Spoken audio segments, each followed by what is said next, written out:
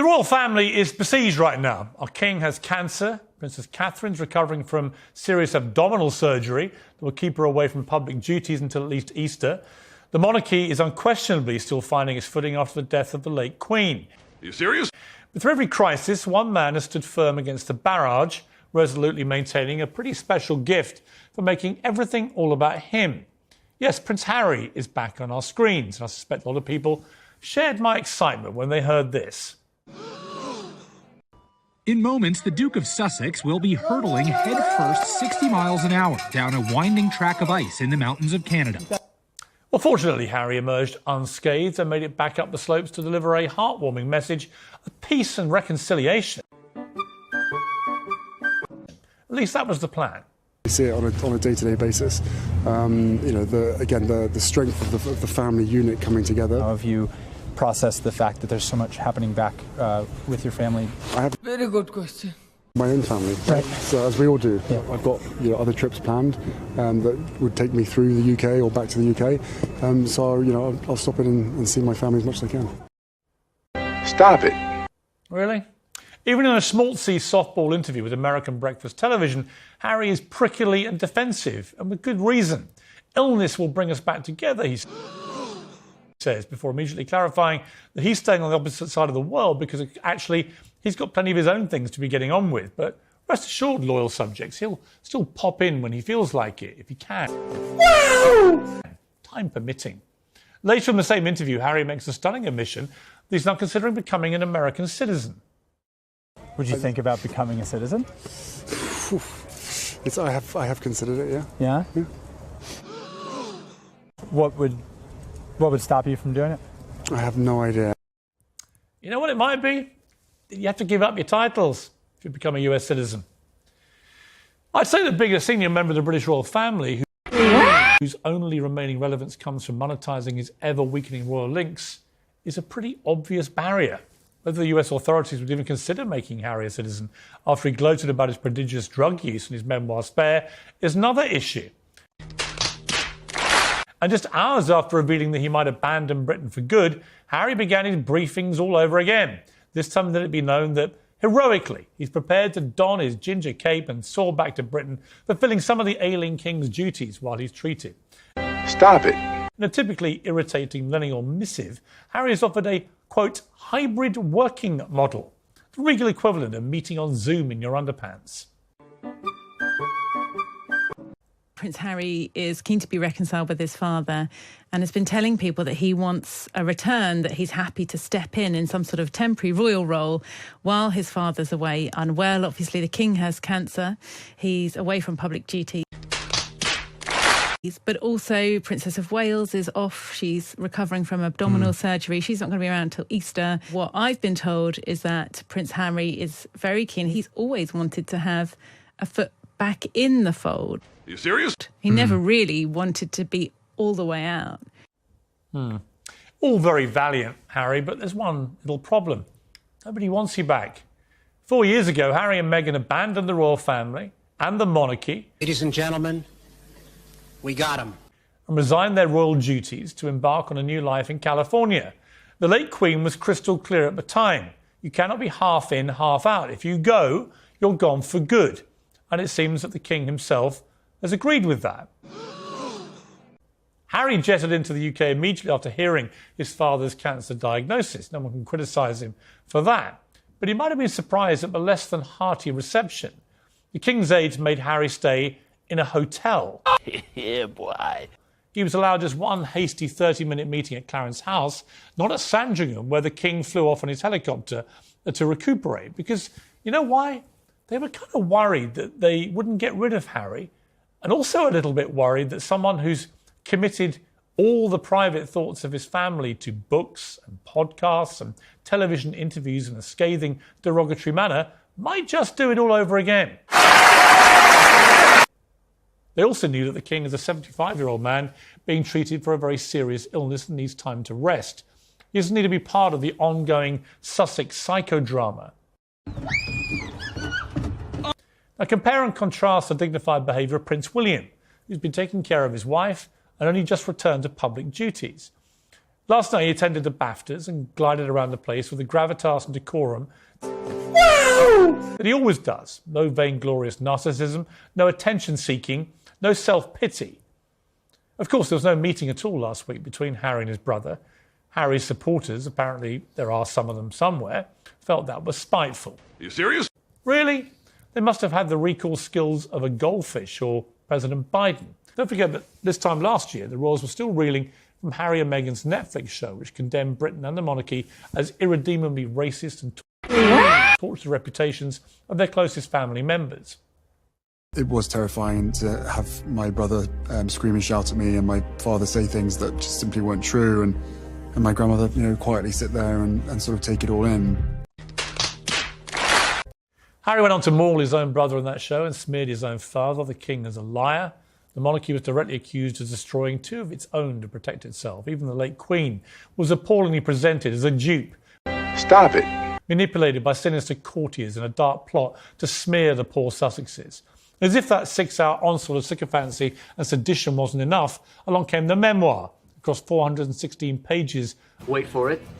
Of pure poison. The Prince of Privacy revealed toe-curling details about excruciating and deeply personal disputes with his family, including this about his brother. He grabbed me by the collar, ripping my necklace, and he knocked me to the floor. I landed on the dog's bowl, which cracked under my back. So that was a f***ing lie. The pieces cutting into me. Well, we all laughed, of course. But do you think William laughed at that?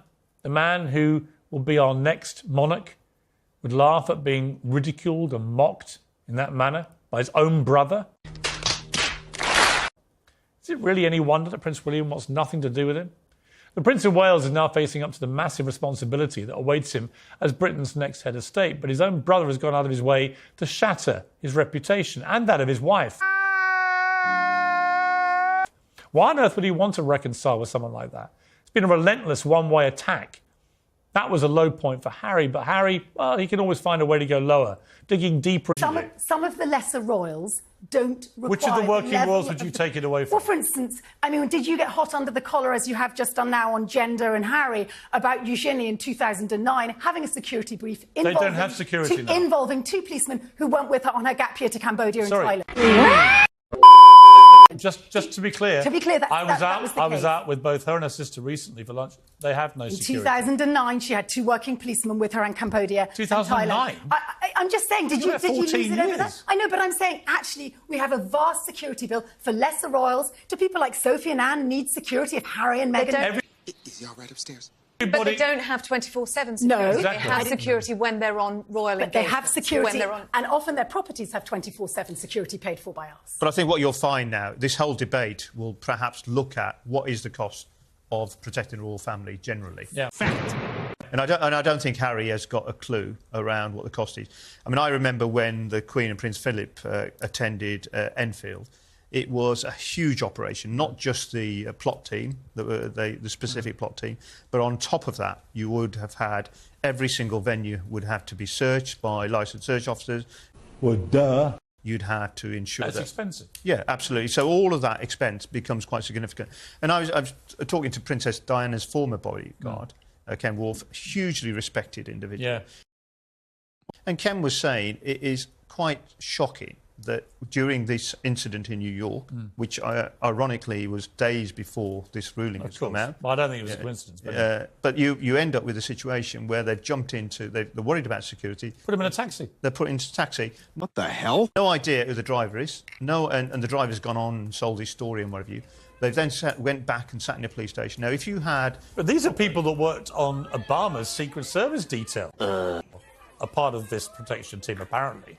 Well, it seems incredibly amateurish, the way it was done. I totally agree. And if you had somebody with the skill level that the British police have, they would have looked at the journey, where the journey was going to go, where the individuals were going to go, what was going to happen. All of those eventualities would have gone. You wouldn't be jumping in the back of a minicab. Fact. I did find it, and it's interesting how it's played out, isn't it, Sarah? Because when it first broke, that story...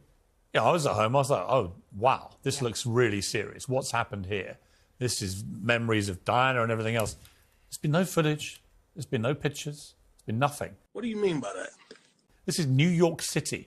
Upper East Side at 10 o'clock at night on a Friday or whenever it was, right? It would be rammed with people with cameras. Nothing. There's no evidence that there was anything like a 2-hour high-speed chase through Manhattan. It's not even possible. So that was a lie.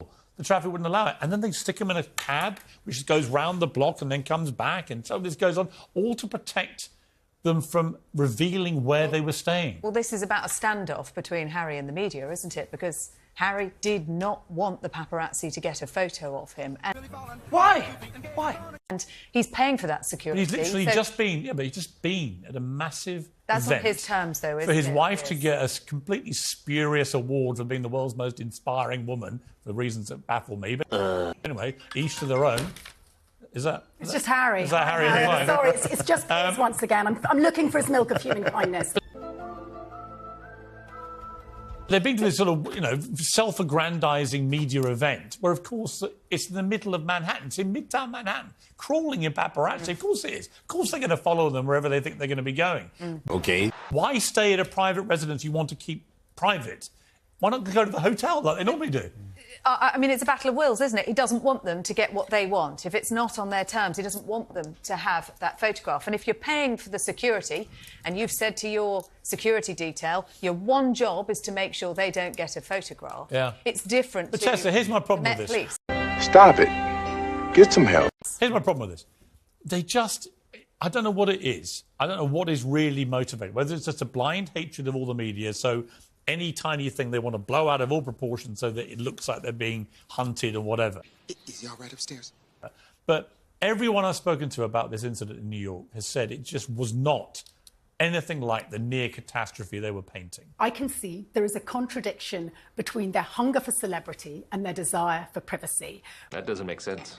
But, Piers, I'm asking of you to try and find some sort of empathy. I know you weren't born a prince. I know you're a pauper done good. But the bottom line is that boy had everything, and it is far harder climbing down in life than it is climbing up. Fact.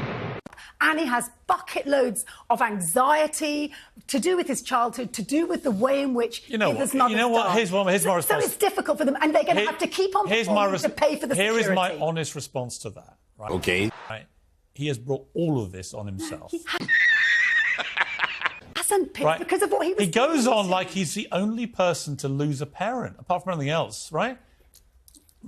My father died when I was 1, right? So that was a lie. William lost his mother at the same time Harry did. He doesn't behave like this. This guy's quit the country, quit royal duty, quit everything, gone to California, lives in a wonderful mansion, and he sells his family down the river for vast amounts of cash every chance he gets. Disappointment is immeasurable. I have no sympathy He's not at all. perfect, Piers, but he's naive, and he was to the manor born. And you asked Dal, Harry every day will be working out how he pays for that gigantic security brief to keep his paranoia in check. That doesn't make sense. How much does it cost? Be honest. To give someone like Eugenie or Anne or Sophie protection. How much? They don't get it. We've already established that. They get it when they're on royal duty. Yeah, we haven't got the figures, but I mean, I think the difficulty, it is an enormous figure. I think the difficulty is with Harry, I don't think he understands how the world works in terms of how all that intelligence comes in, the briefings that will have to be done, and do you actually want somebody walking down the high street to protect you? Solving your burglaries, solving crime. Do you know what he wants? I think he just wants to have his royal cake and eat it. It basically boils down to that. He wants to be, like he tried to propose to the Queen, half in, half out. He wants the good stuff, the celebrity status, the money, the trappings, the royal protection. He just want to put the shifts in. What the hell? In Cleethorpes on a wet Wednesday, going to an old people's home. And that's not the deal that the public has with the royal family. It's just not. The deal is they do all that stuff hundreds and hundreds of times a year, and in return, they get the trappings and they get the security and everything else. Fact. I mean, his argument would be, well, I was born a prince. I didn't choose the way I was born. I am still a prince. Look at prime ministers. Former prime ministers still get their protection They do. in life, should they choose it. Yeah. Regardless of how long they serve. They do. He did serve. That's such a good point, Sarah. She's the winner. Nobody would ever question the service he gave his country, least of all me. You got me. So let's keep his protection when he's here. I wish that guy was still that guy. That's all I can say. My brother-in-law taught them at Sandhurst. William and Harry said he was a great little soldier. But do you know what? If he got his protection, he'd come over Why don't you and ask, give you more stuff to ask talk 100 about. soldiers what they think of Harry at the moment? Well, I mean, Harry he's been sort of doing to their he went out. commander-in-chief. He actually broke the code. He talked about going out there shooting. I mean, he boasted about his. Come on, loads of SIA guys have done that. Yeah, but he's made himself more vulnerable. I agree. He's not particularly bright. I think no, he's not. when you go out there, you think all the people that would perhaps want to do him harm. He wanted to add to that and says, "Look, I've killed a lot." Absolutely right. Come on now, dog. It was just kind of, I think there's too much wacky-backy in California, unfortunately. But that's just an allegation. Okay. Unsubstantiated, apart from regular confessions in his book. Thank you to my star panel. Much appreciated. Uncensored next. A Christian teacher is banned from the profession for using the wrong pronouns to a transgender pupil. It's the first case of its kind in the UK, and he joins me live after the break. Fact. Britain's had kings and queens for more than 1,000 years, and as with US presidents, some have been magnificent, others have been what we might now call problematic.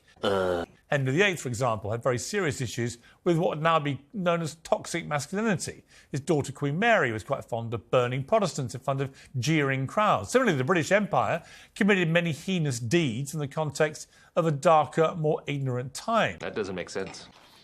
But that all happened in the past. That's how history works.